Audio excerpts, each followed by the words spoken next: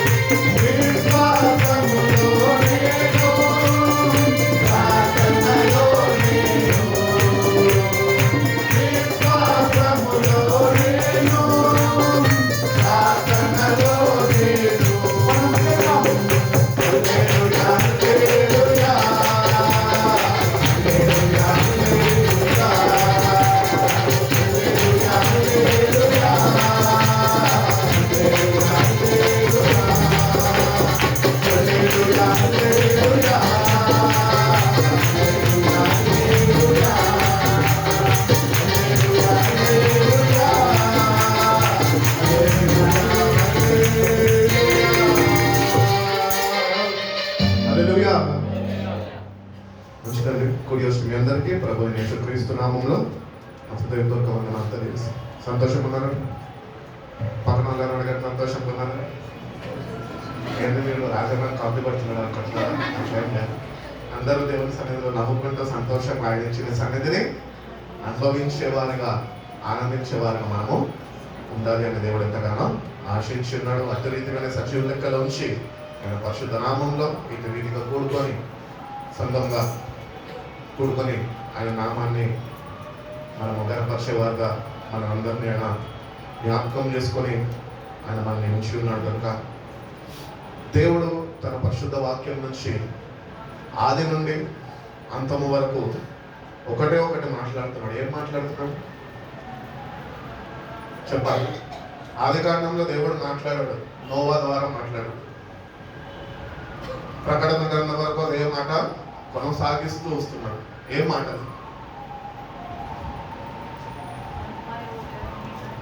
Repent, మారు మనసు, మార్పు చెందండి.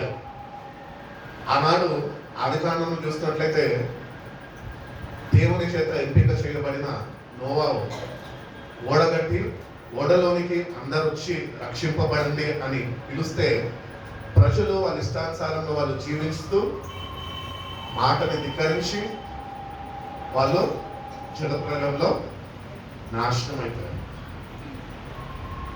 ప్రారంభం అక్కడి నుంచి ఇంకా ముందుకి రాను రాను రాను ప్రవక్తల వరకు కూడా సువార్తల్లో యేసుప్రభు సువార్త ప్రారంభింప చేసినప్పటి నుంచి మారు మనసు గురించే ప్రకటింపబడుతుంది. Bible only teachers only one thing. ఏంటి తెలుసా? మనిషి మారాలి, మారు మనసు చెందాలి. క్రైస్తవులు అని పిలువబడితే సరిపోదు, కానీ క్రైస్తవులు అని పిలువబడుతున్న మనము దేవుణ్ణి ఆరాధిస్తుండగా ఆ మార్పుని మనము చెందేవారమై ఉండాలి. కాబట్టి బైబిల్ ఒకటే ఒకటి చెప్తుంది. ఏంటంటే రిపెంట్, నువ్వు మార్పు చెందు, లేకపోతే నువ్వు ఏమవుతావని చెప్తుంది తెలుసా? నువ్వు నశించిపోతావు అని చెప్తుంది బైబిల్. ఇంగ్లీష్ బైబిల్ ఒకటే చెప్తుంది, రిపెంట్ ఆర్ పెరిష్. నీ ఇష్టం. నువ్వు మార్పు చెందితే రక్షింపబడతావు. ఒక మార్పు చెందని వాడిలాగా ఉంటే జలప్రలయంలో ప్రజలు ఎట్టి రీతిగా అయితే నాశనానికి గురైపోయారో అట్టి రీతిగానే మనం కూడా నాశనానికి గురైపోతాం. కాబట్టి బైబిల్ ఒకటి ఫండమెంటల్ నేర్పిస్తుంది. ఏంటి అంటే నువ్వు మార్పు చెందాలి. ఇశ్రాయేల్ ప్రజలు భయంకరమైన దాసగృహంలో బానిసత్వంలో ఉంటున్నప్పుడు వాళ్ళు దేవునికి మొదలుపెట్టుకున్నారు. దేవా, మమ్మల్ని కష్టాల నుంచి మమ్మల్ని విడిపించు అని. దేవుడు నాయకుడిని ఎంపిక చేసుకొని నాయకుడు మోషే ద్వారా ఆ ప్రజలని నడిపించుకుంటూ వచ్చాడు. పోనీ ఈ ప్రజలు మోషే నాయకత్వంలో నడిపింపబడుతున్న ఈ ప్రజలు మార్పు చెందారా? మార్పు చెందలేదు. నేడు క్రైస్తవ సంఘము సమాజం కూడా అట్లనే ఉంటున్నది. రక్షణ పొందుకున్నాము, కానీ ఎన్నిసార్లు మార్పు చెందమని దేవుడు తన వాక్యంలో నుంచి మనకి వినిపింపజేస్తుండగా కూడా మనము కూడా ఆనాడు ఇశ్రాయేల్ ప్రజల వలె మార్పు చెందని వారంగా మనం ఉంటున్నాం. ఆనాడు ఇశ్రాయేల్ ప్రజలు మార్పు చెంది దేవుడు వాళ్ళని విడిపిస్తున్నాడు, పాలు తేనెలు ప్రవేశించే స్థలంలోనికి వాళ్ళని నడిపిస్తున్నాడు అని వారు నిరీక్షణ కలిగి లేక దేవుని మీద సనుక్కుంటూ కొనుక్కుంటూ వాళ్ళ ఇష్టానుసారంగా వాళ్ళు జీవిస్తూ వాళ్ళు నాశనం అయిపోయారు. ఈరోజు మన జీవితాల్లో మనం కూడా గుర్తిస్తే కనుక ఎన్నోసార్లు దేవుడు తన పరిశుద్ధ వాక్యం నుంచి మార్పు చెందండి అని దేవుడు మనతో మాట్లాడుతున్నాడు. నీతోని మాట్లాడుతున్నాడు, నాతోని మాట్లాడుతున్నాడు, మన అందరితోనే మాట్లాడుతున్నాడు. మారకపోతే దాని తీవ్రత ఏంటి అంటే నువ్వు నాశనానికి గురైపోతావు, నాశనానికి అప్పగింపబడతావు.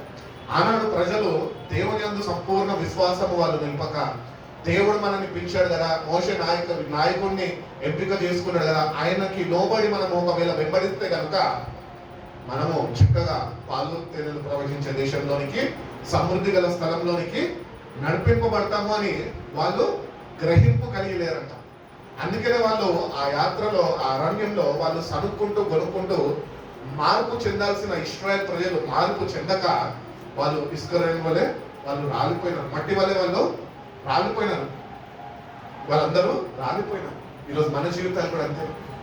దేవుని సన్నిధికి వస్తున్నామో, రక్షణ పొందుకొని ఎంతో కాలం అవుతుంది, కానీ మార్పు చెందక ఇంకా ఆయన సన్నిధికి వచ్చి కానుకలు సమర్పిస్తూ ఆరాధన చేస్తూ కన్నీళ్లు విడుస్తూ బాధల కొరకు సమస్యల కొరకు ఇవన్నీ చేసుకుంటూ నీ అంతరంగంలో నువ్వు మార్పు చెందక నువ్వు ఎంత భక్తి చేసినా నీ భక్తి నిన్ను ఒక రోజు మోసం చేసి ఆ నిత్య నాశనానికి నిన్ను అప్పగించేస్తుంది.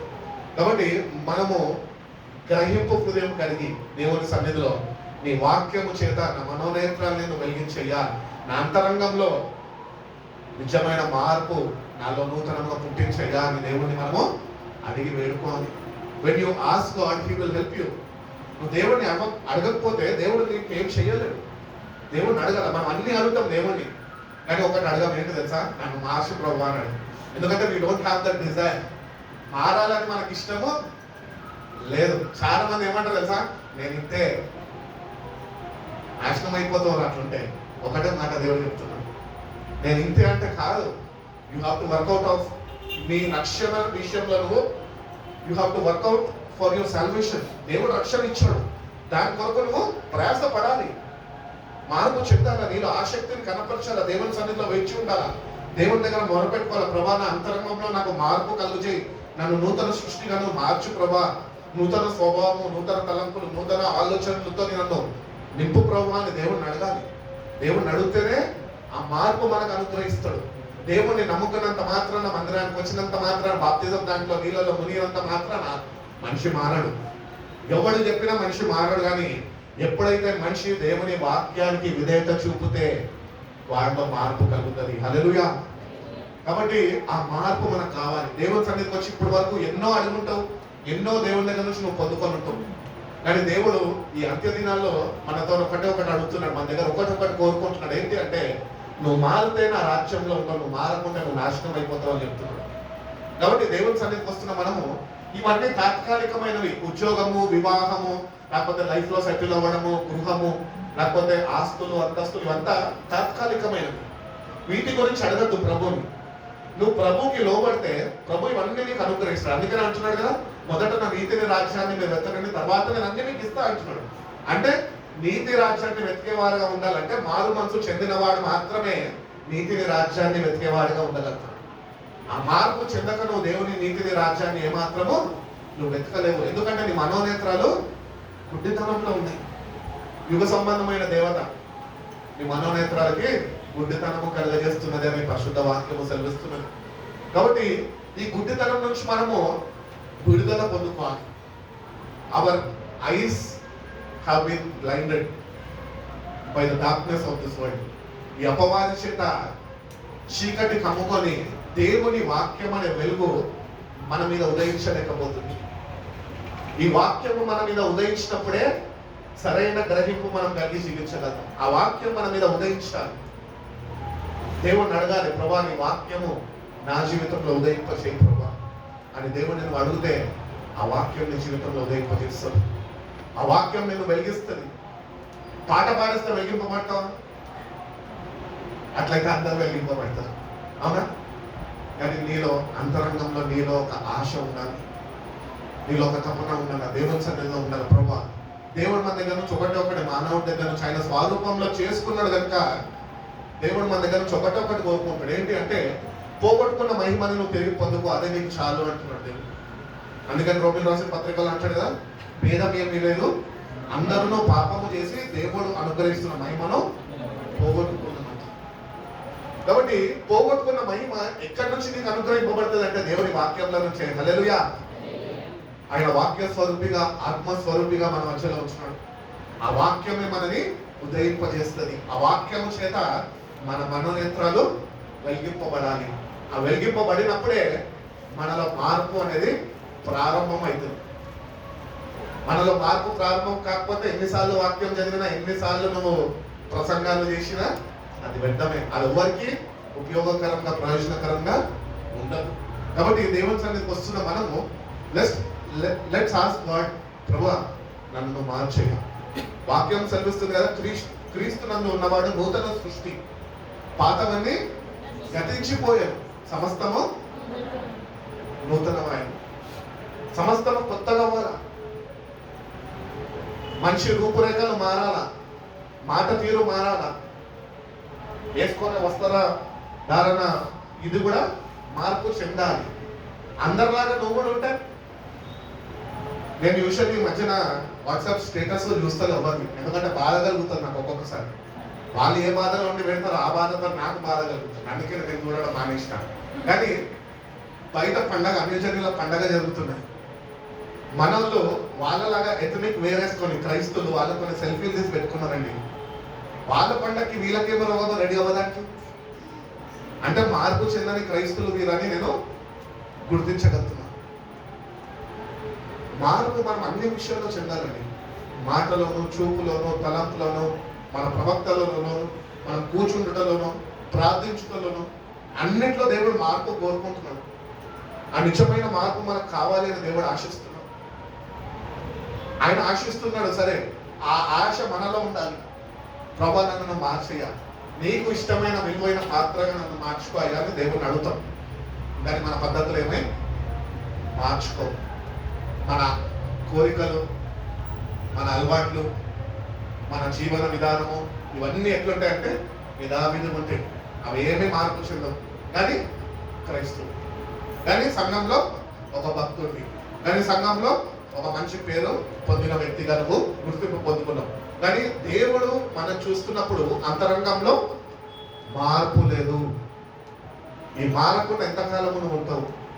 మార్పు లేకుండా పోయిన నువ్వు చనిపోతే ఎక్కడికి వెళ్తావు? నరకానికి వెళ్ళిపోతావు. సెకండ్ ఆప్షన్ లేదు. ఒక్క నిమిషం పాజ్ అయిదామంటే పాజ్ అవ్వడానికి ఏమి ఉండదు. ఒక్కసారి నీలో ఉంటున్న ఈ శ్వాస, ఒక్కసారి తుది శ్వాస నువ్వు విడిచిపెట్టగానే, మార్పు చెందకుండా కానీ నువ్వు విడిచితే కనుక తుది శ్వాసని నువ్వు కళ్ళు తెరిసేది నరకంలోనే. అందుకనే ధనవంతుడి గురించి కూడా చెప్తున్నాను. మంచిగా చక్కగా ఉన్నాడంట, ఆహారం తింటున్నాడంట, తాగుతున్నాడంట, అందరినీ సంతోషంగా పోషించుకుంటూ ఆనందింపజేస్తున్నాడంట. ఈ లోక మర్యాదలు కావాలి ఆయనకి, సంతోషంగా ఉన్నాడు. కానీ రానే వచ్చింది, ఏమొచ్చింది? మరణం రాలేదు, గుండెపోటు వచ్చింది. గుండెపోటు వచ్చి ఆగిపోయింది. ఆగిపోతే ఎక్కడ కళ్ళు తెరిచాడు ఆయన? నరకంలో. ఎందుకు నరకంలో కళ్ళు తెరవాల్సి వచ్చింది? మార్పు చెందని వల్ల. మార్పు చెందలేదు కనుకనే నరకంలో కళ్ళు తెరవాల్సి వచ్చింది. కానీ అదే మనం లాజర్ని చూసుకుంటే ఏది ఉన్నా ఏది లేకపోయినా నా దేవుడు నాకు ఉన్నాడు అని లాజరు దేవుడిని కలిగి జీవించాడు. మార్పు చెందిన వాడిగా ఉంచాడు. ఈ లోక మర్యాదలు, లోకంలో ఉంటున్న అలవాట్లు ఏమి అయినా ధరింపజేసుకోలేదు, ఆయన కలిగి జీవించలేదు. కానీ దేవుడిచ్చిన ఈ జీవితంలో ఆయనను స్తుతించాలి, ఆయన కొరకు జీవించాలి. ఏ పరిస్థితులు ఎట్టి రీతిగా ఉన్నప్పటికీ కూడా నా దేవుడిని నేను ఎన్నటికీ విడిచిపెట్టాను అన్నాడు. అట్టి రీతిగానే లాజరు కూడా ఒకరోజు చనిపోయినాడు. ధనవంతుడు మరణంలో ఏమి సంభవించింది తెలుసా? గుండెపోటు సంభవించింది. కానీ లాజరు మరణంలో శుభప్రదమైన నిరీక్షణ కలిగి ఆయన ఈ భూమిని విడిచిపెట్టి అబ్రహాము రమ్మన చేర్చుకున్నాడు. కాబట్టి మార్పు చెందితేనే దేవుని రాజ్యంలో మనకి స్థానము ఉంటది అని దేవుని వాక్యం చెప్తున్నది. కాబట్టి ప్రారంభం నుంచి నేటి వరకు కూడా, ఇంకా రాబోయే రోజుల్లో, రాబోయే తరాల్లో కూడా వాక్యము ఒకటి ప్రకటిస్తుంది. ఏంటి తెలుసా? నువ్వు మార్పు చెందాలి. కథల కల్లా మనకి జక్కయ్య చెట్టు ఎక్కిండు, జక్కయ్య ఏ బట్టలు వేసుకొని మనకు అక్కర్లే. మనకేం కావాలి? మందిరానికి దేనికి రావాలి? మార్పు చెందడానికి రావాలి మందిరానికి. దేవుని ఆరాధించడానికి వస్తారు, కరెక్టే, కాదంటలేదు. దేవుని దర్శించుకోవడానికి కొబ్బరికాయలు పట్టుకొని మందిరానికి వెళ్తూ ఉంటారు, పర్వాలేదు. కానీ మనం దేనికి రావాలి తెలుసా? మన అంతరంగంలో మార్పు కొరకు దేవుని మందిరంలోనికి మనం రావాలి. అటు సిద్ధపాటుతో నువ్వు వస్తే దేవుడు నీ జీవితాన్ని మారుస్తాడు. కాబట్టి ఆ మార్పు మనము చెందేవారు ఉండాలి. యెర్మయా గ్రంథం ఒకసారి చూడండి, 16వ అధ్యాయము. యెర్మయా గ్రంథం 16వ అధ్యాయము 14వ వాక్యం నుంచి.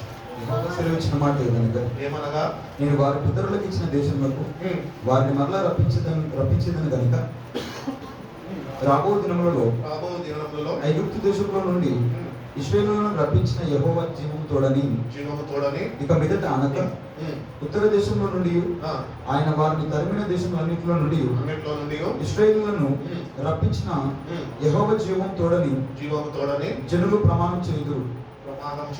ఇదే యెహోవా వాక్కు. వాళ్ళని పట్టుకొనుటకు నేను చాలా మంది జాలరులను పిలిచేదను. చాలా మంది జాలరులను చాలలను పిలిపించెదను. తర్వాత ప్రతి పర్వతం మీద నుండి ప్రతి పర్వతం మీద నుండి ప్రతి కొండ మీద నుండి మెట్టల సందులలో నుండి వారిని వేటాడి తొలి వేటకై అనేకులైన వేటగాండ్రను పిలిపించెదను. ఏలైనగా వారు పోయిన త్రోవలన్నిటి మీద దృష్టి ఉంచి తిని ఏదియు నా కన్నులకు మరుగు కాలేదు. వారి దోషమును నాకు మరుగై ఉండదు. చదవమ్మా. వారు తమ హేయ దేవతల కళేబరముల చేత నా దేశం అపవిత్రపరిచి ఉన్నారు. తమ హేయ క్రియలతో నా స్వాస్థ్యమును నింపి ఉన్నారు. కనుక నేను మొదట వారి దోషమును బట్టి వారి పాపం బట్టి రెండంతలుగా వారికి ప్రతీకారం చేసేదాను. కాబట్టి దేవుని ఉగ్రతకి దేవుని అంగీకరించిన వారే వాళ్ళు లోను కాకుండా ఉండాలి అంటే వాళ్ళు మార్పు చెందాలి. రెండంతలుగా దేవుని ఉగ్రత దిగి వస్తుందంట. అందుకనే మీరు అనేకులు బోధకులు కావద్దు అంటున్నాడు. ఎందుకు? రెండంతల శిక్ష మాకు ముందుగానే సిద్ధపరిచి వచ్చు. ఆ భయంతోనన్నా దేవుని సేవ చేసేవారుగా ఉంటామని.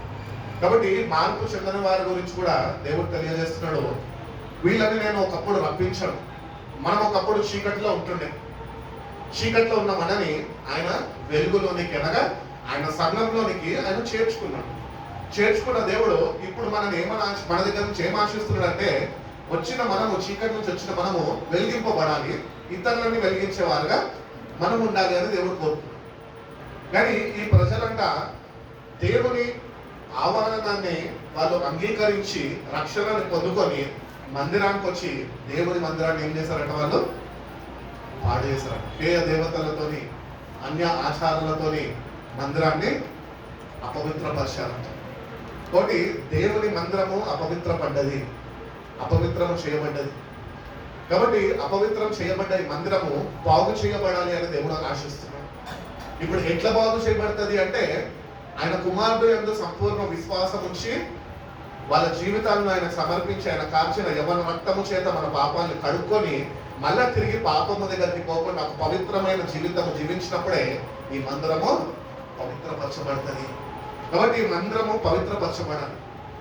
యేసయ్య నీ రక్తంతో నన్ను కడగయ్యా అని చెప్పి కన్నీళ్లు ఇచ్చేసి బాధలు ఉన్నప్పుడు ఏడుస్తే నీ పాపాలు కడిగిపోబడవు.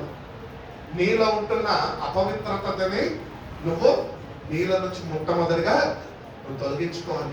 దేవుణ్ణి అడగాలి, ప్రభా నీకు అయిష్టమైనవి నాలో ఏమన్నా ఉంటే అవి నేను తొలగించుకునే సిద్ధపాటు నాకు దయచేయ ప్రభా, సిద్ధ మనసు నాకు దయచేయ ప్రభా అని వాటిని నువ్వు తొలగించుకొని ఆయన సన్నిధికి వెళ్ళి నువ్వు ఆయనని వేడుకుంటే ఆయన కార్చిన రక్తము చేత ఆయన నిన్ను కడిగి ఆయన నిన్ను బాగు చేస్తాడు.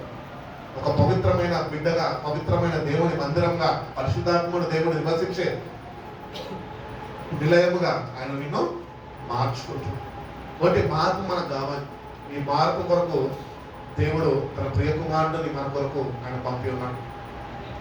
ఆయన రక్తము చేత మనం కడగడానికి, మనం పవిత్రులుగా మార్చడానికి, ఆయన సంఘంగా మనం ఉండాలని, ఆయన మన మధ్యలో ఆయన నివసించాలని ఆయన ఎంతగానో ఆశపడి ఉన్నాం. కానీ నేటికి కూడా దేవుడు ఏర్పరచుకున్న ప్రజలు మార్పు చెందక మందిరంలోకి వచ్చి దేవుని నామంలో ఆరాధిస్తూ ఇంకా మందిరాన్ని ఈ లోకపరమైన పద్ధతుల్లోని ఆచారాలతోని అపవిత్రపరుస్తూనే ఉన్నాం. మార్పు చెందని వారు, వీళ్ళ గురించి ఇంకా రక్షణ సువార్త ప్రకటింపబడుతున్నట్టు. ఎవరికి రక్షణ సువార్త? అన్యులకు కాదు, క్రైస్తులకా కాదు. రక్షణ సువార్త ఎవరికి చెప్పాలి? రక్షణ సువార్త ఎవరికండి? మార్పు చెందని వారికి అని చెప్పండి పక్కన వాళ్ళతో. మార్పు చెందని వారికి రక్షణ సువార్త దేవుడు అందింపజేస్తాడు. కాబట్టి మార్పు చెందని వారి కొరకే దేవుడు రక్షణ సువార్తని ఇచ్చున్నాడు. కాబట్టి రక్షణ పొందుకున్న మనము ఇంకా మారకపోతే ఈ రక్షణ సువార్త దేవుడు మళ్ళా కూడా మనకి వినిపింపజేస్తున్నాడు. నేటి కన్నా మనము స్పందిస్తామేమో అని, నిజంగా మన మనసుని మార్చుకుంటామేమో అని. అందుకని దేవుడంట మనని ప్రేమించాడు కనుక అనేక జాలర్లను సిద్ధపరచుకున్నాడు. అనేకుల్ని దేవుడు ఎంపిక చేసుకొని అనేకుల ద్వారా దేవుడు తన సంఘాన్ని కట్టుకుంటున్నాడు. సంఘాన్ని ఆయన విస్తరింపజేస్తున్నాడు. ఎందుకు? నశించుచున్న వారు అనేకులు ఆ నిత్య నరకానికి వెళ్ళిపోకుండా సంఘంలోనికి చేర్చబడాలని, సంఘంలో వాళ్ళు ఉండాలని, నిజమైన ఇశ్రాయేలు దేవుణ్ణి వాళ్ళు గుర్తించి ఆయనను ఆరాధించాలని, అట్టి పరిశుద్ధమైన దేవుడు ఒకడు ఉన్నాడు అని వాళ్ళు గుర్తెరగాలని దేవుడు అనేక మందిని చాలర్లని పంపించి ఉన్నాడు. అందుకని ప్రభు కూడా సువార్తల్లోకి వచ్చినప్పుడు అంటాడు, నేను మిమ్మల్ని మనుషులు పట్టే జాలర్లుగా చేస్తాను అంటున్నాడు. కాబట్టి ఈరోజు దేవుని బిడ్డలుగా రక్షణ పొందుకున్న మనము మనుషులు పట్టే జాలర్లుగా చేసుకుంటామా అన్నాడు. ఎవరిని చేసుకుంటా అన్నాడు? పేతురు యోహానా, నిన్ను నన్న ఫస్ట్దా సెకండ్దా చెప్పాలి. అక్కడ పేతురు యోహానికి చెప్పాడా లేకపోతే నీకు నాకు చెప్పాడా? అమ్మా, ఆయన వెంబడించే వారికి ఆయన ప్రశాంత్ అంటున్నాడు. పేతురు యోహానికి ఎట్టి రీతి అయితే మిమ్మల్ని మనుషులు పట్టే జాలర్లుగా చేస్తానన్నాడో, నేడు రక్షణ పొందుకొని సంఘంలో చేర్చబడ్డ మనం కూడా మనుషులు పట్టే జాలర్లుగా ఆయన తీర్చిదిద్దే ఉన్నాడు. కానీ దేవుడు అప్పగించిన పనిని మనం ఫుడితెరగక మనల్ని మనుషులు పట్టుకోవట్లే, కానీ మనం ఈ లోకం వైపు పరుగులు తీస్తున్నాం. మనుషులను చేర్చాలి దేవుని సంఘంలోనికి. నీ ద్వారా ఎంతమంది చేర్చబడ్డారు? నీ ద్వారా ఎంతమంది ఆధ్యాత్మికమైన స్థితిలో వాళ్ళు ఎదుగుతున్నారు? ఆధ్యాత్మికమైన స్థితిలో వాళ్ళు బలపరచబడుతున్నారు, దేవునికి సమీపస్తులు అవుతున్నారు. ఎంతమంది రక్షణ లేని వారు నీ ద్వారా రక్షణ పొందుకున్నారు? ఆ రక్షణ పొందుకున్న వారు నీ ద్వారా వాళ్ళ నిమిత్తము నువ్వు దేవుని సన్నిధిలో ప్రార్థన చేసే వాడిగానే ఉంటున్నావా? వాళ్ళు లేకపోతే కనుక నీ పొందుకున్న రక్షణ అది వ్యర్థమైపోతుంది. కాబట్టి నువ్వు పొందుకున్న రక్షణకి విలువ ఉన్నది. అందుకని ప్రభు అంటున్నాడు, నేను మిమ్మల్ని విలువ పెట్టుకున్నాను, మీరు మీ సొత్తు కాదు, మీరు నా సొత్తు అయి ఉన్నారు అంటున్నాడు. ఆయన సొత్తుగా ఉన్నప్పుడు ఆయన అప్పగించిన పనిని మనము చేయాలి. ఒక యజమాని ఇంట్లో ఒక పనివాడిని పెట్టుకుంటే వారి ఇష్టానుసారంగా జీవించడానికి వీల్లేదు. ఎందుకంటే పెట్టుకున్నదే పని చేయడానికి, ఏమి చెప్తే అది చేయాలి. అప్పుడే వారికి తగిన జీతము ఇవ్వబడుతుంది. అట్టి రీతిగానే మన జీవితాలు కూడా మనం ప్రభు గృహంలోనికి చేర్చబడ్డాము. ఈరోజు మనము మనుషులను పట్టుకొని జాలర్లుగా ఒక పని దేవుడు మనకు అప్పగించి ఉన్నాడు. ఆ పని చేసేవారుగా మనం ఉంటే తగిన జీతము దేవుడు మనకు పరమందు ఆయన ఇస్తాడు. ఎవరికి తగిన జీతం వాటి కొరకు నేను సిద్ధపరిచి ఉన్నామని చెప్తున్నాను. కాబట్టి మనుషులను పట్ల జాలర్లుగా చేయబడ్డ మనము ఈరోజు నిజంగా వల వేస్తున్నామా? లోకంలో వల వేసి నశించుతున్న వారిని దేవుని సన్నిధిలోకి నడిపిస్తున్నామా? వాళ్ళ గురించి భారంతో ప్రార్థన చేయగలుగుతున్నామా? వాళ్ళ నిమిత్తము ప్రభు పాదాల దగ్గర విజ్ఞాప ప్రార్థన వాళ్ళ గురించి చేయగలుగుతున్నామా? వాళ్ళ రక్షణ నిమిత్తము మనము దేవుని సన్నిధిలో వేడుకోగలుగుతున్నామా? వాళ్ళ రక్షణ నిమిత్తము మనం శ్రద్ధ వహించగలుగుతున్నామా? ఒకరు లేకపోతే కనుక నేటికన్నా ఒక మార్పు చెప్తున్నాం. ప్రభు నన్ను ఎందుకు రక్షించు అడుగు. దేవుడు అడుగు, why did you save me lord? నన్ను ఎందుకు రక్షించుకున్నావు? ఎందుకు రక్షించాడో ఆయన చెప్తాడు. నువ్వు ఆయన కొరకు ఏమి చేయాలో ఆయన చెప్తాడు. ఎప్పుడు చెప్తాడు? నువ్వు మందిరానికి వచ్చి ప్రార్థన చేసి కన్నీళ్ళు మీకు వెళ్ళిపోతే చెప్పాడు. నువ్వు ఆయన అడిగినప్పుడు చెప్తాడు. ఆయన అడగాలి అంటే నీకంటే ఒక ప్రైవేట్ టైం ఉండాలి. నీ ఫోన్ నీతో ఉండద్దు, నీ ఫ్రెండ్స్ నీతో ఉండద్దు, నీ ఫ్యామిలీ నీతో ఉండద్దు. నువ్వు నీ ప్రభు ఉన్నప్పుడే, నువ్వు అడిగినప్పుడే ఆయన నీకు చెప్పగలుగుతాడు. కాబట్టి దేవుని దగ్గరకు వచ్చిన మనము ఆయనతో మన సావాసం ఎట్లున్నది? ఒక స్నేహితుడు, ఇద్దరు మంచి స్నేహితులు ఉన్నారంటే ఒకరి అభిప్రాయాలు ఒకరు చెప్పుకుంటారు. ఇట్లా చేస్తే బాగుంటుంది కదా, అట్లా చేస్తే బాగుంటుంది కదా, సరే ఇద్దరం ఒక మాట మీదకి వచ్చి ఇట్లా చేద్దామని ఒక కన్క్లూజన్కి వస్తారు. అట్టి రీతిగానే మన జీవితాలు కూడా రక్షణని మనము తుదముట్టించాలి అంటే కనుక దేవునితోనేటువంటి సావాసం మనము కలిగి జీవించాలి. దేవునితోనేటువంటి సావాసంలో మనము మెదలాలి. అట్టి సావాసంలో మనం బలపరచబడుతూ దేవుని యొక్క చిత్తం ఏమై ఉన్నది అది మనము ఆయన సన్నిధిలో వేడుకొని తెలుసుకొని దాన్ని మనము నెరవేర్చే వారమై ఉండాలి అని దేవుడు ఎంతగానో ఆశిస్తున్నాడు. కాబట్టి నేటి నుంచన్నా ప్రభువా, నువ్వు నాకు అప్పగించిన పనిని నేను చేసే వాడిగా నా ఆత్మీయ నేత్రాలను వెలిగించయ్యా అని దేవుడిని మనం అడిగితే కనుక దేవుడు తప్పక మన మనోనేత్రాల్ని వెలిగిస్తాడు. కాబట్టి దేవునికి అయిష్టమైనవి మనలో ఏమన్నా ఉంటే కనుక అవేవో మనకు బాగా తెలుసు. Maybe your phone, maybe your boy friend, maybe your girl friend, maybe your husband, maybe your wife, ఎవరన్నా కానీ దేవుని కన్నా ఎక్కువగా నువ్వు ప్రాధాన్యత ఇస్తున్నావు ఏమున్నా కూడా అది విగ్రహారాధన కింద వస్తుంది అని దేవుని వాక్యం చదివిస్తుంది. అవన్నింటినీ పక్కన పెట్టి దేవుని దగ్గరికి వెళ్ళి దేవుణ్ణి అడుగు, దేవాన్ని చిత్తం ఏమై ఉన్నది, నన్ను ఎందుకు రక్షించుకున్నావు, నీ కొరకు నేను ఎట్టి రీతిగా వాడబడాలి. ప్రభు కొరకు వాడబడాలండి. రక్షణ పొందుకున్న వారందరూ చేసేది అదే, ప్రభు చేతిలో వాడబడాలి. ఒక ఇంట్లో అంట ఘనమైన పాత్రలు ఉన్నాయంట, ఘనహీనమైన కూడా ఉన్నాయంట. కానీ ఎప్పుడైతే ప్రభు చేతిలో పడ్డాయో అవి వాడబడ్డాయంట. ఈరోజు మన జీవితాలు కూడా అంతే. ఈరోజు ఘనమైన వారు అంటే ధనవంతులు కుమార్తెలు ఎంతమంది ఉన్నారు, సాఫ్ట్వేర్ ఇంజనీర్స్ ఎంతమంది ఇక్కడ ఉన్నారు, 2-3 lakhs శాలరీ ఎర్న్ చేసేవారు ఎంతమంది ఉన్నారు ఇక్కడ. అటు రీతిగానే ఉద్యోగము సద్యోగము లేకుండా ఎప్పుడు దేవుడు ఇస్తాడని ఎదురు చూసే వాళ్ళు కూడా లేకపోలేదు. ఘనమైన వాళ్ళు, ఘనహీనమైన వాళ్ళు కూడా ఉన్నారు. కానీ ఎప్పుడైతే మన జీవితము దేవుని చేతిలోకి ఇస్తామో దేవుడిని ఆశీర్వదిస్తాడు, నిన్ను వాడుకుంటాడు. దేవునికి మనం ఒకటి చెప్పాలి, ఏంటి తెలుసా? Lord use me for your glory, నీ మహిమార్థము నన్ను వాడుకో ప్రభువా అని దేవుడిని అడగాలి. మనం ఆయన మహిమపరచడానికి మాత్రమే భూమి మీద మనము ఆయన దృష్టిలో జ్ఞాపకము చేసుకొని ఉన్నాడు. నీ ద్వారా ఆయన నామము మహిమపరచబడాలి. కాబట్టి లోకము శాశ్వతం కాదు, లోకంలో ఉంటున్న పదవులు శాశ్వతం కాదు, లోకంలో ఏది శాశ్వతం, ఎవ్వరు శాశ్వతం కాదు. శాశ్వతం అంటూ ఏదైనా ఉన్నది అంటే అది దేవుడే. కాబట్టి ఆ శాశ్వతమైన ప్రేమతో మనం ప్రేమించడు. ఆ దేవుడు మన దగ్గర నుంచి కోరుకుంటున్నది ఒకటే, నువ్వు మార్పు చెందు, అంతరంగంలో మార్పు కావాలి. జీవరత్నమయ్య గారు ఈ రోజుకి కూడా నేను రోజు వెళ్తా ఉంటా, అడుగుతాడు ప్రతిదినము, పిల్లలు వస్తున్నారా, బాగానే ఉన్నారా, నన్ను కూడా తీసుకెళ్ళారు, నిన్ను తీసుకెళ్ళినట్టు నాతో కాదు అని చెప్పేసి అక్కడే ఉంచొస్తా. ఆయన అప్పుడు కూడా నాకు అదే బోధ చేస్తాడు. ఇక్కడ మనకి ఏ బోధ అయితే చేస్తాడో అదే బోధ ప్రతిదినము చేస్తాడు. ఏమని చేస్తాడు? అంతరంగంలో మార్పు చెందాలి, అప్పుడే దేవుని రాజ్యంలో మీరు చేరగలరు. మారు మనసు చెందితేనే దేవుని రాజ్యంలో మనకి స్థానం ఉంటుంది. కాబట్టి మందిరానికి వచ్చిన మనం ఒకటి గుర్తిస్తాం, ఏంటి అంటే దేవుని దగ్గరకు వచ్చిన మనము అవసరతల కొరకు రావద్దు, లేకపోతే దేవుడు ఏదో కార్యాలు జరిగిస్తాడని రావద్దు. ఆయన జరిగిస్తాడు, కాదంటారు.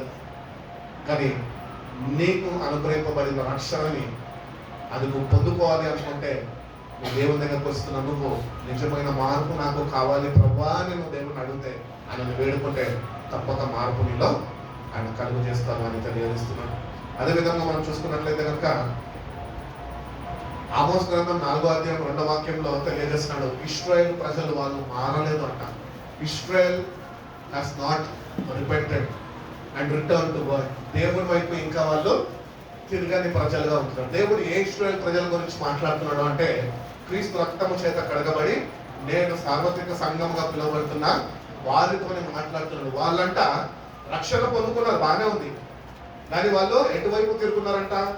లోకం వైపు తిరుగున్నారంట, కానీ దేవుని వైపు ఇంకా వాళ్ళు తిరగలేదు అంట. నువ్వు లోకం వైపు తిరిగిన వ్యక్తిగా ఉండి మందిరానికి వచ్చి దేవుని వైపు తిరిగి ఉన్న వ్యక్తిగా నువ్వు నటిస్తే కనుక అది మార్పు లేని క్రైస్తవ జీవితం.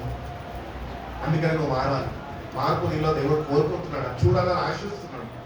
కాబట్టి లోకం వైపు తిరిగి ఉన్న నువ్వు ఈరోజు నిత్యంగా దేవుని వైపు తిరిగేవాడిగా నువ్వు ఉండాలి అని తెలియజేస్తాడు. కాబట్టి ఏది దేవుని దృష్టిలో మరుగైనది లేదు. నువ్వు మారవా మారలేదా, మందిరంలో నువ్వు నటిస్తున్నావా నటించలేదా అన్నది నువ్వు ఎవరికి నిరూపించక్కర్లేదు, కానీ దేవుడికి సమస్తము తెలుసు. నువ్వు నిజంగా మార్పు కొరకు వస్తే నువ్వు మార్పు చెందుతావు. నువ్వు మార్పు కొరకు రాకుండా నువ్వు ఇంకా వేరే వాటి గురించి వచ్చినావు అనుకో, దేవుని వాటితో ఆశీర్వదిస్తాడు, కాదంటలేదు. కానీ దేవుడి దగ్గర కోరుకుంటున్నది ఏంటి అంటే, మొట్టమొదటిగా నువ్వు మార్పు చెందడానికి నా దగ్గరికి రా, మార్పు చెందు, దేవుని వైపు తిరుగు, నీ జీవితాన్ని ఆయనకు సమర్పించుకో. ప్రభా నాకు ఈ లోకంలో ఏదియో వద్దయ్యా, కేవలం నువ్వే నాకు కావాలి అని దేవుని వైపు తిరిగి సమస్తాన్ని ఆయనకి నువ్వు సమర్పించగలిగితే కనుక నిజమైన మార్పు అనేది దేవుడిలో కలుగు చేస్తాను అంటున్నాడు. అదే రీతిగా మనం మత్తయి సువార్త 25వ అధ్యాయంలో మనం చూసినట్లయితే కనుక గొర్రెలు మేకలు 2 ఉంటున్నాయి. ఈ గొర్రెలు మేకల గురించి కూడా మాట్లాడుకుంటే బాగుంటుంది అనిపిస్తుంది. ఎందుకంటే మనలో కొంతమంది గొర్రెలు ఉన్నాము, కొంతమంది ఎవరు గొర్రెలు ఎవరు మేకలా మేము చేయలేము, మనము ఎవరికి వాళ్ళకి తెలుసు. గొర్రెలు ఏం చేస్తాయి? కాపర్ని మేకలు ఏం చేస్తాయి? ఎదురు తిరుగుతాయి, తన్ననికి వస్తాయి. అన్నం పెట్టే వాడిని ఎవడో కంటాడా? కంటాడు. అలా మంచిగా మేత పెడుతున్నా కూడా అవి పొగురుపోతుంది. అందుకనే ఇశ్రాయేలు ప్రజల గురించి మోషే నడిపించినప్పుడు అంటుంటాడు, వీళ్ళలోకి ఏముందంట? మెడవంచి అని పొగరు ఉందంట. ఏం పొగరండి? ఆ పొగరు మీకు కూడా ఉంటే ప్రార్థన చేయండి, తల వంచి ప్రార్థన చేయండి. పొగరు అనిగేంత వరకు తల వంచి ప్రార్థన చేయండి. పొగరు అనిగినాక తలెత్తి ప్రార్థన చేయండి. అప్పుడు దేవుడు ఆలకిస్తాడు. కాబట్టి దేవుడు అంట వీటి రెండింటిని వేరు చేసే సమయం ఆసీనం అయిందంట. దేవుడి గొర్రెలని మేకల్ని రెండింటిని వేరు చేస్తాడంట. అంటే మనం ఒకటి గుర్తిస్తాం ఏంటంటే సార్, ఒకరు మార్పు చెందిన వారు, ఒకరు మారు మనసు చెందని వారు. కాబట్టి మార్పు చెందిన వారు దేవుని వాక్యానికి లోబడతారు. అందుకనే యేసుప్రభు వారు యోహాను సువార్తలో 10వ అధ్యాయం ఉన్నటువంటి నా గొర్రెలు నా స్వరం వింటాయి అంటున్నారు. ఈరోజు మనం ఆయన స్వరం వింటలేదు అంటే ఏంటి కారణము? మార్పు మనలో ఇంకా లేదు. దేవుడు మనల్ని మార్చడానికి ఇష్టపడుతున్నప్పటికీ మనము మారడానికి ఏమాత్రమో ఇష్టపడని వారుగా మనం ఉంటున్నాం. కాబట్టి నువ్వు మార్పు చెందకపోతే తప్పక నువ్వు నశించిపోతావని బైబిల్ చెప్తున్నాడు. కాబట్టి నేటి నుంచి అన్న దేవుని దగ్గరకు వచ్చిన మనము ఆయన స్వరం విందాం. ఆయన స్వరము అనగా దేవుని వాక్యమే. ఆ వాక్యము ద్వారా ఆయనతో మాట్లాడతాడు, నీకు ప్రేరేపణ పుట్టిస్తాడు, నీలో మార్పు కలిగిస్తాడు, నేను ఒక నూతన వ్యక్తిగా మారుస్తాడు, తన ఆత్మతో నేను నింపుతాడు. ఒక బలమైన పాత్రగా ఆయన హస్తంలో నేను ఆయన వాడుకుంటాడు. కాబట్టి ఆ మార్పు నువ్వు చెందడానికి నీలో ఆసక్తిని నువ్వు కనపరచాలి ప్రభు సన్నిధిలో. నీకు ఏదన్నా కావాలి అంటే చెప్తాం, పేరెంట్స్కి చెప్తాం, డాడీ నాకు ఇది కావాలి, మమ్మీ నాకు ఇది కావాలి. ప్రభు కూడా చెప్పు, ఆయన మన పరలోక తండ్రి ఉంచున్నాడు. ఆయనకు నువ్వు చెప్తే ప్రభా నేను మార్పు చెందాలని ఆశిస్తాను, మార్పు నాకు అనుగ్రహించు ప్రభు అంటే దేవుడు మారుస్తాడు.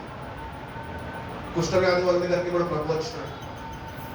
మీరు బాగుపడుచుకోవచ్చున్నారా అని అడిగాడు. అవును. అప్పుడు వెంటనే వాకు విడుదలయ్యింది, స్వస్థత జరిగింది. దేవుని వాకులు అంత శక్తి ఉందండి. ఆ గ్రహింపు కలిగి జీవించగలిగే మనం దానిలో ఉన్న శక్తిని మనము పొందుకొని జీవించలేకపోతున్నాం. మాట పలుకుతేనే స్వస్థత జరిగింది. ఈరోజు దేవుడు నీ జీవితంలో నువ్వు వేడుకుంటే మార్పు కొరకు ఆయన ఒక్క మాట పలుకుతే చాలు, నీ జీవితం మారిపోతుంది. ఒక్క మాట కొరకు దేవుడి సన్నిధిలో వేచి ఉండాలి. నిజమైన మారు మనసు పశ్చాత్తాపం దేవుడు నాకు దయచేయగలరా? దేవుడిని అడిగితే కనుక దేవుడు తప్పక మనని ఆయన మారుస్తాను అని తెలియజేస్తున్నాను. అదేవిధంగా మనం చూసుకున్నట్లయితే కనుక పాపం వల్ల వచ్చే జీతము మరణము అని రోమిలకు రాసే పత్రిక 6వ అధ్యాయము 23వ వాక్యం సెలవిస్తున్నాం. పాపము చేస్తున్నాము, పాపంలో ఉంటున్నాము, పాపపు లోకంలో మనం ఉన్నాం, జీవిస్తున్నాం. పాపం మనం విడిచిపెట్టదు, మనమే పాపాన్ని విడిచిపెట్టే వాళ్ళగా ఉండాలి. మనంతటా మనం విడిచిపెట్టలేము, కానీ ఎప్పుడైతే దేవుని యొక్క శక్తిని మనం పొందుకుంటామో ఆ పాపంని మనం విడిచిపెట్టే కృపను దేవుడు మనకి అనుగ్రహిస్తాడు. కాబట్టి పాపం వల్ల వచ్చే జీతం మరణము అంటున్నాడు. పాపము మనలో ఉంటే మనం తప్పక మరణిస్తాం. ఇంగ్లీష్ బైబిల్లో చెప్తున్నది ఏమని చెప్తున్నారా? The soul that sins will die. ఏ మనిషి అయితే పాపము చేస్తాడో తప్పక వాడు మరణిస్తాడు అని చెప్తుంది బైబిల్. కాబట్టి రక్షణ పొందుకున్న మనం ఇంకా పాపం మనలో పెట్టుకుంటే కనుక తప్పక అది నేను మరణానికి అప్పగిస్తుంది. అది మరణానికి అప్పగించక మునుపే మనం మార్పు చెందాలి. మరణం ఎప్పుడు సంభవిస్తుందో మనకు తెలుసా? చెప్పి రాదు, వచ్చి తీసుకొని వెళ్ళిపోతుందా? వెళ్ళిపోదానికి సిద్ధంగా ఉన్నాడు అంటే నిజమైన మార్పు చెందిన వారుగా మనం ఉండాలి. చాలా మంది మరణానికి భయపడుతూ ఉంటారు. ఎందుకు భయపడారు మరణానికి? భక్తులు జన్మిస్తున్నారు, మరణము పరలోక రాజ్యానికి ఒక ద్వారము అని. నిజంగా మరి భయం ఎందుకు భయపడుతున్నావు తెలుసా? నేను పాపము నేను భయపెడుతున్నాను, పాపం నేను ఏలుతున్నది కనుకనే భయం నేను ఆవరిస్తున్నది. ఆ భయాన్ని తొలగించడానికి యేసు ప్రభు వారి మీ కొరకు కల్వరి శిలువలో రక్తాన్ని కార్చి మరణం అనే దాన్ని ఆయన చేయించి తిరిగి తెచ్చాడు. కాబట్టి ఈ మరణ భయము మనకి ఉండకూడదు. మార్పు చెందిన వారు మరణానికి భయపడరు. ఎందుకంటే లోకము శాశ్వతం కాదని వాళ్ళు గుర్తెరిగినారు, దేవుణ్ణి కలిసి జీవించినారు, దేవునితోని జీవించినారు, దేవుని చేతిలో వాడబడ్డారు. అటు రీతిగానే వాళ్ళ సమయము రాగానే వాళ్ళు ఈ లోకాన్ని సంతోషంగా విడిచిపెట్టారు. ఎందుకంటే యుగ యుగాలు ప్రభుత్వం చేయించడానికి. కాబట్టి మరణ భయం అనేది మనలో ఉంటుంది. తొలగించుకోవాలి దాన్ని. దేని చేత తొలగింపబడుతుంది అంటే భయము దేవుని వాక్యము ద్వారానే. వాక్యం ముందు సంపూర్ణ విశ్వాసమును కలిగి జీవించినప్పుడే. వినుట వల్ల విశ్వాసం వస్తుంది. ఏమి వింటున్నావు? ప్రసంగాలు వింటే విశ్వాసం రాదు. ఉన్న వాస్తవం చెప్తున్నాను. నీ అంతటా నువ్వు దేవుని దగ్గర కూర్చొని దేవుని స్వరం వినగలితే విశ్వాసం వస్తుంది అని నేను చెప్పగలను. ప్రసంగాలు వింటే ప్రసంగాలు గుర్తుంటాయి, సేవకులు గుర్తుంటారు, ఫలానా గ్రామము ఫలానా సంఘము అని గుర్తుంటుంది. కానీ వాక్యము ఏమాత్రం గుర్తుండదు. అదే నువ్వు దేవుని స్వరం అంటే నీ జీవితం మారుతుంది. దేవుని స్వరం దేవుని దగ్గరకు వచ్చిన మనం నేటి కన్నా ఈ లోకము నుంచి మనము లోకాన్ని విడిచిపెట్టి దేవుని వైపు నిజంగా తిరిగి యథార్థ హృదయంతో, విరిగి నలిగిన హృదయంతో అంతరంగంలో మార్పు నాకు కలుగచేయని నువ్వు ప్రాధేయపడితే, కన్నీళ్లు విడవగలితే, నువ్వు చేసిన ప్రతి ఒక్క పాపం నిమిత్తము నువ్వు పశ్చాత్తాపడగలితే, కన్నీళ్లతో ఆయన పాదం నేను కడగలితే, అంత సమయం నువ్వు దేవునికి ఇవ్వగలితే దేవునిలో మార్పు కలుగజేయడానికి ఆయన సిద్ధంగా ఉంటాడు. ఒకటి ఇంకా నేనంతా బాగానే ఉన్నా కదా, నాకెందుకులే మార్పు అని అనుకోవద్దు. ప్రతి ఒక్కరి జీవితంలో ఏదో ఒక మార్పు చెందాలి. పెద్దవారైనా, చిన్నవారైనా, ముసలివారైనా. జీవరత్నవంతులు నేను తిడతా ఉంటాను, ఏమని తెలుసా, నువ్వు మారవు, నీకు మార్పు కలుగుతలేదు కాబట్టి నీకు మరణం కూడా వస్తలేదని విసుక్కుంటూ ఉంటారు. ఆయన ప్రతి ఒక్క దాంట్లో మార్పు మనకు కావాలి. వయసుతో సంబంధం లేదు, మారాలి. ఎప్పటి వరకు మారాలి? తుది శ్వాస ఇచ్చే వరకు ఇలా మార్పు ప్రక్రియ ఏమంటారు, అది కొనసాగింపబడుతూనే ఉండాలి. అప్పుడే మనం దేవుని రాజ్యంలోనికి ప్రవేశించగలుగుతాం. మార్పు చెందకపోతే దేవుని రాజ్యంలోనికి ఏమాత్రము మనము పోలేము. ఒకటి యెర్మయా ద్వారా ఇశ్రాయేలు ప్రజలు మారాలి అని దేవుడు ఆయన ద్వారా తెలియజేసి ఉన్నాడు. కాబట్టి పాపము వల్ల వచ్చే ఏమంటారు కాన్సిక్వెన్సెస్, తెలుగులో ఏమంటారు? పరివస్త్రమో ఇవి అంటారు కదా. పాపం వల్ల వచ్చే కాన్సిక్వెన్సెస్ ఏవైతే ఉంటాయో వాటి నుంచి మీరు తప్పింపబడాలి అని యెర్మయా ద్వారా ఇశ్రాయేలు ప్రజలకి ఆయన వాక్యాన్ని అందింపజేస్తున్నారు. కాబట్టి అక్కడి నుంచి మనం చూసుకున్నట్లయితే కనుక ఎలీషా ద్వారా, యెషయా ద్వారా, యోయేలు ద్వారా, యోనా ద్వారా, యెర్మయా ద్వారా, మీకా ద్వారా, ఆమోసు ద్వారా, మలకీ ద్వారా, అందరి ద్వారా దేవుడు ఒకటొక మెసేజ్ అందింపజేస్తున్నాడు. ఏంటి తెలుసా? మీరు మారాలి, మీరు మార్పు చెందాలి అని. అదేవిధంగా మనం చూసుకున్నట్లయితే యేసు ప్రభు వారు సువార్త ప్రారంభించినప్పుడు కూడా మారు మనసు చెందండి, దేవుని రాజ్యము సమీపించున్నది అని. నేటికి కూడా యేసు ప్రభు మరణించి పునరుద్ధానుడై తిరిగి లేచి శిష్యులు ఆత్మని పొందుకున్నాక శిష్యులు ప్రకటించిన మొట్టమొదటి ప్రసంగం కూడా మారు మనసు గురించే. నేడు కూడా మనం ఒకటి గుర్తించాలా, ఆనాడు ప్రారంభమైన దేవుని వాక్యము నేటి వరకు కూడా అది మార్పు చెందనై ఉన్నది. కానీ మనలో మార్పు కోరుకుంటున్నదై ఉన్నది.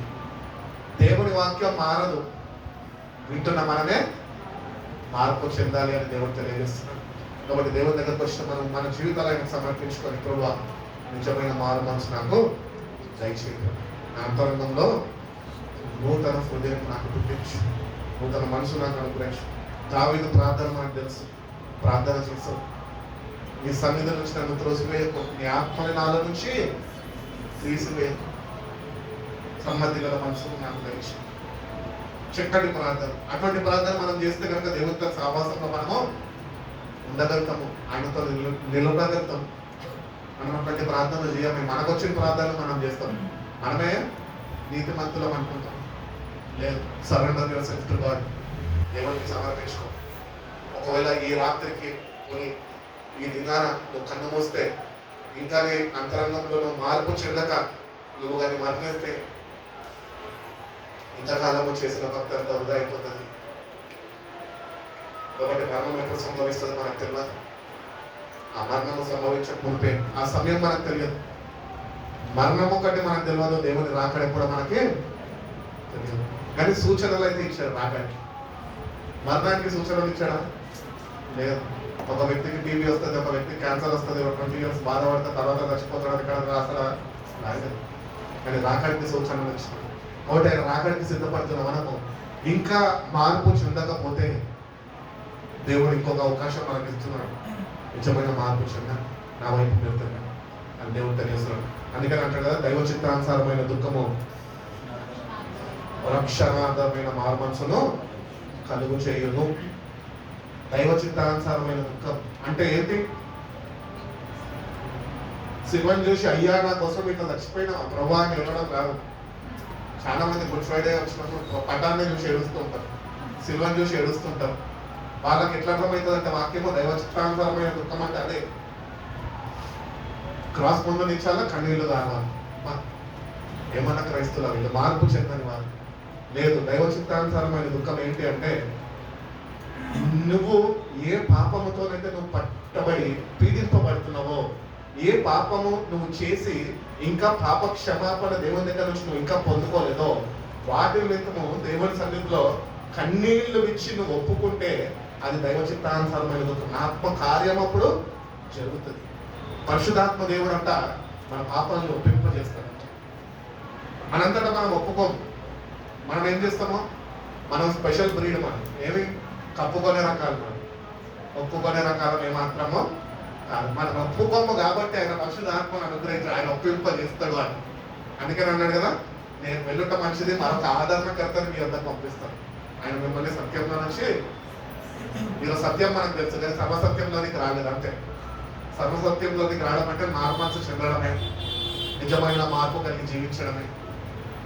క్రీస్తునందు ఉన్నవాడు నూతన సృష్టి అన్నట్టు ఒక నూతన స్వభావము, నూతన వ్యక్తిగా నువ్వు గుర్తింపు పొందడమే నూతన సృష్టి. కాబట్టి మారాలి. దేవుడి దగ్గర వచ్చిన మనం మన జీవితాలను సమర్పించుకొని, నీకేమన్నా ప్రభా నీకు ఆయాసకరమై నాలో ఉంటే కనుక అవన్నిటినైనా నేను నీ సన్నిధిలో ఉపవసించి ప్రార్థించి ప్రాధేయపడి కన్నీళ్లు విచ్చి యథార్థ హృదయంతో ప్రభా వీగిన హృదయంతో ఒప్పుకొని ప్రభా మీరు అనుగ్రహిస్తున్న క్షమాపణను పొందుకొని ఆ రక్షణ ఆనందాన్ని, పోగొట్టుకున్న రక్షణ ఆనందాన్ని తిరిగి పొందుకొని కృపను నాకు దయచేయ ప్రభు అని దేవుడిని అడిగితే దేవుడు తప్పక మనకి సహాయం చేస్తాడు. కాబట్టి దేవుడికి మన జీవితాన్ని సమర్పించుకుందాము, నిజంగా ఆయన వైపు తిరుగుదాము. ఎప్పుడు ఏమి సంభవిస్తుందో మనకు తెలియదు, ఎప్పుడు మనం ఇక్కడ ఉంటామో, ఎప్పుడు మనం ఈ లోకాన్ని విడిచిపెడతామో మనకు తెలియదు. కానీ నువ్వు కన్ను మూయక మునుపు మార్పు చెందు. మార్పు చెందకుండా కానీ కన్ను మూసావనుకో, దేర్ ఇస్ నో యూస్. అప్పుడు ఏమీ లాభము ఉండదు. కాబట్టి లాభం ఉన్నప్పుడే, అవకాశం అనుగ్రహింపబడినప్పుడే, దేవుడు ఇంకా మన కృపని విస్తరింపజేస్తున్నప్పుడే, ఈరోజు మనం ఏంటో, మన స్థితి ఏంటో మనకి బాగా తెలుసు. నీకు తెలుసు, నీ దేవుడికి తెలుసు, పక్కన వాళ్ళకి తెలియకపోవచ్చు. కాబట్టి ఆయన సమస్తము తెలుసు కదా, ఆయనకి ఏది మరుగేం లేదు కదా. కాబట్టి అన్ని యథార్థ హృదయంతో ఆయన దగ్గర ఉపయోగిస్తుంది. ఏమో చర్చ ఇంటికి వెళ్తున్నప్పుడు నాకు వాళ్ళు మార్పేస్తే ఎక్కడికి వెళ్ళిపోతుంది. ఒక దగ్గర ఒక చిన్న మాట చెప్పి నేను ముగించేస్తాను. ఒక దగ్గర ఒక మంచి రివైవల్ మీటింగ్ జరుగుతుందన్న, అక్కడ సేవకుడు మార్మనసు చెందాలి, దేవుని రాజ్యం సమీపిస్తున్నది అని ఆ సభల్లో ప్రతిదినము సేవకులు వచ్చి వాక్యాన్ని అందిస్తుంటే ఆ సేవకుడు ఒక స్త్రీని చూస్తూ ఉన్నాడు. ఆ స్త్రీ శ్రద్ధ వహించి బాగా వింటున్నట్ట, రెఫరెన్స్లు రాసుకుంటున్నట్ట, రెఫరెన్స్లు రాసుకుంటారు. ఈ బోర బాగా చక్కగా దేవుని వాక్యం వింటుంది అని ప్రతిదినం ఆమెను గమనిస్తున్నాడట. కానీ కూటమి అయిపోయినాక ఒకరోజు ఈ సేవకుడు వెళ్ళిపోతుంటే, మీటింగ్ అంతా ముగించుకొని ఇంటికి వెళ్ళిపోతుంటే రోడ్డు మీద ఒక యాక్సిడెంట్ చూసినాడు. యాక్సిడెంట్ చూస్తే ఏ స్త్రీ అయితే మీటింగ్ లో కూర్చొని ఆ 3 రోజులు వాక్యం విన్నదో ఆ స్త్రీనే యాక్సిడెంట్ అక్కడ గురైపోయి ఆమె చనిపోయిందంట. అరే అరే ఈమె ఇంత మంచిగా వాక్యం విన్నది, ఇట్లా దేవుడు అనుమతిస్తాడు అని చెప్పి ఆమె రాసుకున్న డైరీ ఇప్పి చూస్తే రక్షణ పొందుకొని వాక్యం అన్ని రెఫరెన్స్ రాసుకున్నట్ట. కానీ ఆమె కింద ఒకటి రాసిందంట, ఏమని తెలుసా? నాట్ టుడే, ఈ రోజు కాదు, మరి ఇంకెప్పుడైనా రాసుకున్నట్ట. కానీ ఇంకొకసారి ఆమె జీవితంలో ఆమెకి అవకాశం అనుగ్రహింపబడలేదు. ప్రభు కూడా మనకి రక్షణనిచ్చి ఉన్నాడు. నిజమైన మార్పు మనం చెందుతామేమో అని ఎదురు చూస్తున్నాడు, అవకాశం ఇస్తున్నాడు. నువ్వు అనుకోవచ్చు, ఓకే వింటున్నా కదా, నెక్స్ట్ వీక్లో నేను మైండ్ ప్రిపేర్ చేసుకొని వచ్చి నేను దేవునికి నన్ను నేను అప్పగించుకుంటా, లేకపోతే నా రూమ్కి వెళ్ళి నేను తలస్నానం చేసి నేను చక్కగా బట్టలు మార్చుకొని అప్పుడు దేవుని సన్నిధిలో వేచి ఉండి అప్పుడు తీసుకుంటా అనుకుంటాను. ఏమో బాత్రూమ్కి వెళ్ళి తలస్నానం చేసేప్పుడు దారిపడి కింద పడి చచ్చిపోయినా అనుకో, ఏంటి పరిస్థితి? Life is so fragile. జీవితం అర్థం వంటిది. ఆ జాగ్రత్తగా ఉన్నంత కాలమే దేవుని చేతిలో ఉంటుంది. అది ఒక్కసారి దేవుని చేతిలో నుంచి జారిందనుకో బద్దలైపోతుంది. ఏ తిరిగిపోయినా బాగు చేసి కానీ అడ్డం పెరిగిపోతే మనం దాన్ని మళ్ళీ తిరిగి అంటించండి. మన జీవితాన్ని కూడా అంతే. వాటి సమయం ఉన్నప్పుడే మార్పు చెంది మన జీవితాన్ని దేవునికి సమర్పించుకుని దేవుడి కృప మనందరికీ అనుగ్రహించి మనం బలపరిచినట్టు విషయం కాక కలుమసుకున్న ప్రార్థన చేసుకుంటాం. పరిశుద్ధుడా, ప్రేమ కలిగిన సేవాకుపతంగా మమ్మల్ని మీరు ఎంతగానో ప్రేమించే బ్రహ్మ, మరొక పునరుద్ధాన దినమునైనా మీ సన్నిధిలో ఇంకే రీతిగానైనా కూడుకొని ప్రభా మీ పరిశుద్ధ నామంలోనైనా ఆనందించుకొని వాక్యము నాకు దయచేసిన విధానం బట్టి మీరు స్తోత్రాలు ప్రభా. అవును ప్రభా, మీ వాక్యంనైనా తెలియజేస్తున్న రీతిగా ప్రభా, ప్రారంభం నుంచి నేను సృష్టి ప్రారంభం నుంచి నేను మనుషుల్ని మీరు చేసుకున్నప్పటి నుంచి నేను వాళ్ళ దగ్గర నుంచి నేను మీరు మార్పు కోరుకుంటున్నారైనా, కానీ మనుషులు ప్రభా మీ మాట వినక ప్రభా తిరుగుబాటు చేసి ప్రభా వాళ్ళంతా నాశనానికి అయినా వాళ్ళు గురి అయిపోయిన ప్రభా. అప్పటికి నేను మీరు మమ్మల్ని ఎంతగానో ప్రేమించిన ప్రియ కుమారుని మాకు పంపే ప్రభా, మన కార్యక్రమం చేత ఆయన సంపూర్ణ విశ్వాసం చేత నిజమైన మారు మనసు పశ్చాత్తాప హృదయములైన నా ప్రతి ఒక్కరికైనా మీరు అనుగ్రహించడానికైనా మీరు నైనా ఏర్పరిచిన ఈ రక్షణ మార్గాన్ని బట్టి మీకు వందనాలు. అవును ప్రభా, వచ్చిన మేము ప్రభా నిజమైన మారు మనసు చెందేవారుగా ప్రభా నీ సన్నిధిలో ప్రభా మా ప్రతి ఒక్క పాపం మేము ఒప్పుకొని ప్రభా నీ సన్నిధిలో ప్రభా పశ్చాత్తాప హృదయం కలిగి ప్రభా మీరు అనుగ్రహిస్తున్న పాప క్షమాపణ పొంది మన కృపను మా ప్రతి ఒక్కరికి మీరు దయచేయండి. మీరు బిడ్డలు తోడుగా ఉన్నాయి ప్రభా. అనేక మంది ద్వారా ప్రభా మీరు మాట్లాడినారు ప్రభా, మారు మనసు మేలు చెందాలి అంటున్నాం. ఎన్నిసార్లు వింటున్నప్పటికీ ప్రభా మేము ఇంకానైనా మా హృదయాలు మేము కఠినపరుచుకుంటాం ప్రభా. మీకు దూరస్తులుగానే మేము జీవిస్తున్నాము. మమ్మల్ని అయితే ఒక్కసారి మేము జ్ఞాపకం చేసుకుని మమ్మల్ని క్షమించండి. మా కఠిన హృదయాన్ని మాలో నుంచి మీరు తీసివేయండి ప్రభా. నిజమైన మాంస హృదయం మాకు దయచేయండి. నిజమైన మారు మనసుతో ప్రభా కన్నీళ్లు పెడుతూ మా పాపాల నిమిత్తము ప్రభా ఈ సన్నిధిలో ప్రభా ఒప్పుకొని ప్రభా క్షమాపణ పొందుకొని కృపను ప్రతి ఒక్కరికి మీరు దయచేయండి. ప్రతి ఒక్కరు ప్రార్థన చేస్తుంది.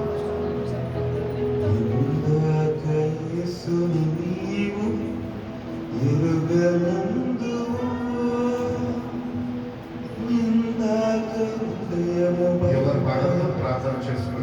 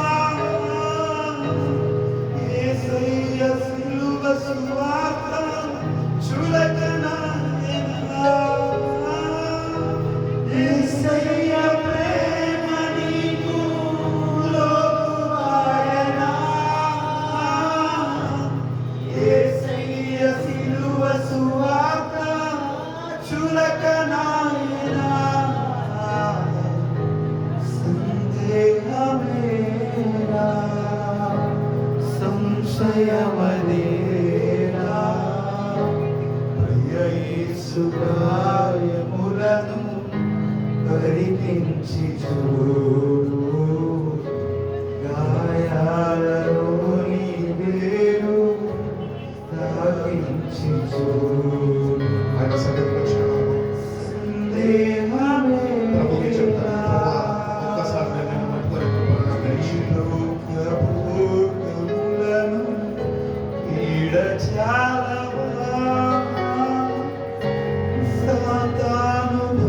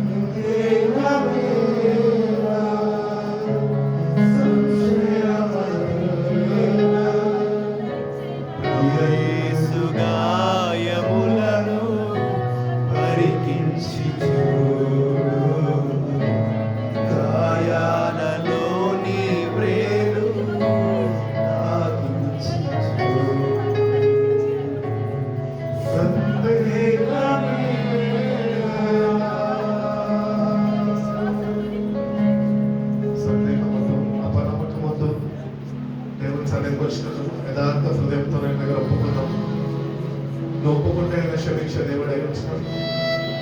ఒప్పుకోక ఇంకా నీ హృదయంలో దాన్ని కప్పి పెట్టుకుంటే నష్టపోయేది మనమే.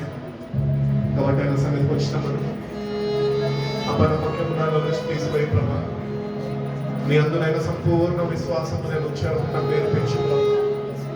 నా ప్రతి ఒక్క పాపాన్ని నేను నీ సన్నిధిలో నేను ఒప్పుకొని ప్రభా, మీరు అనుగ్రహిస్తున్న పాప క్షమాపణ నేను పొందుకున్న కృపను, నూతన వ్యక్తిగా నేను మార్చబడిన కృపను, నూతన సృష్టిగా నేను ఈ ఆత్మని పొందుకునే కృపను అందించేది మీరే మాకు తోడుకుంటారు. సమయం ఉండగానే ప్రభు సమయాన్ని మేము పోనీయక కనువిప్పు కలిగి నిజమైన మారు మనసు చెంది మా హృదయాలైనా మీకు స్థానం ఇచ్చేది. బిడ్డలుగానైనా మా జీవితాన్ని మేము మార్చుకోవాలి. మీ నామమై మార్గము ప్రభావం మేము జీవించే కృపను మా ప్రతి ఒక్కరికి బిడ్డ ఇచ్చేస్తున్నాము. వచ్చిన ప్రతి ఒక్క బిడ్డనైనా మీ చేతులకు పరిస్థితి బిడ్డలు మీరు దర్శించండి, బిడ్డలు మీరు బలపరచండి. ఈ వాక్యపు చేతనైన బిడ్డలు మీరు వెలిగించండి. ఈ శక్తితో నింపండి ప్రభా. నీ మీద అట్టి రీతిగా ఆధారపడి జీవించాలో బిడ్డలు మీరు నేర్పించండి. నేను బట్టి అతిశయిస్తుంది, నేను బట్టి సంతోషిస్తుంది. మా కొరకు త్వరగా రాబోతున్నా ప్రభా. తగిన సిద్ధపాటునైనా వేచి చూసే అనుభవంలోనికి నేను సంఘాన్ని నేను నడిపించిన మీరునైనా మా జీవితం ద్వారా ఘనత మహిమ ప్రభావాలు పొందుకుంటున్నామని వచ్చిన ప్రతి ఒక్క బిడ్డనైనా మీ చేతులకు అప్పగిస్తున్నాను. మీ చేతులు అయితే బిడ్డలు మీరు ఆశీర్వదించి మీరు ఎక్కడ భద్రపరిచి కాచి కాపాడుకుంటున్నారు. యేసయ్య పరిశుద్ధ నామంలో ఈ ప్రార్థన అడిగి వేడుకొచ్చిన తండ్రి, ఆమేన్.